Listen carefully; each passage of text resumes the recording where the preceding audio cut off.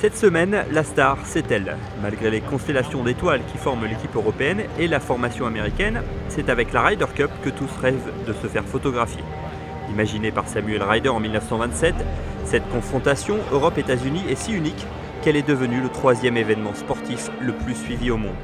C'est simple, elle attire près d'1 milliard de téléspectateurs partout dans le monde et ici à Chicago, où débute vendredi la 39e édition, les retombées économiques frôlent les 170 millions de dollars. Thomas Levé, qui a joué et gagné l'édition 2004 à Détroit, connaît bien l'ambiance si spéciale qui entoure l'événement, surtout lorsque le match se joue de ce côté-ci de l'Atlantique, et qui plus est, à Chicago.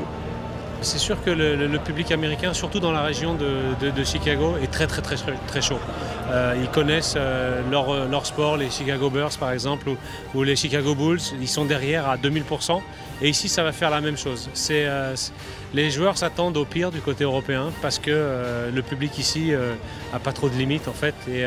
Et donc, ça va être vraiment difficile du côté européen de rester concentré seulement sur son jeu parce que le public va être à fond pour les États-Unis. Si aucun Français ne figure dans l'équipe de José Maria Olazabal, un francophone va découvrir la dimension de cet événement planétaire. Nicolas Colsart est en effet le premier Belge de l'histoire de la Ryder Cup. Même s'il a pris part à plusieurs tournois majeurs cette saison, la saveur de cet affrontement est tout autre. Ça n'a rien à voir, c'est beaucoup plus intense depuis le premier jour en fait. Et puis là c'est vrai qu'on se rend compte tout doucement qu'on a joué 3 jours avec tout le monde de chez nous et que demain on est en match avec 2 autres polos qui n'ont pas la même couleur que nous, quoi. Donc c'est vrai qu'on sent que ça change tout doucement et je suis assez excité de commencer en fait. Autre joueur impatient d'en découdre, Rory McIlroy, le numéro 1 mondial est l'homme fort de l'équipe européenne, mais demeure très apprécié du public américain. Feels great. It's excited to get going. You know, it's a great experience, and looking forward to that first tee tomorrow morning. Côté US, on est prêt à tout pour enflammer le public américain, notamment le fantasque Bubba Watson.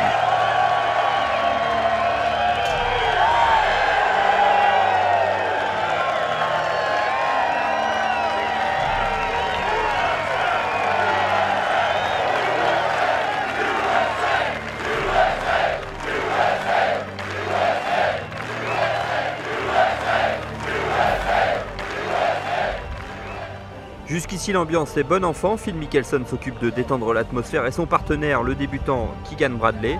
Au cours d'un entraînement décontracté, le gaucher et le vainqueur de l'USPGA 2011 ont passé leur matinée de jeudi à parier des billets verts sur les greens de Medina.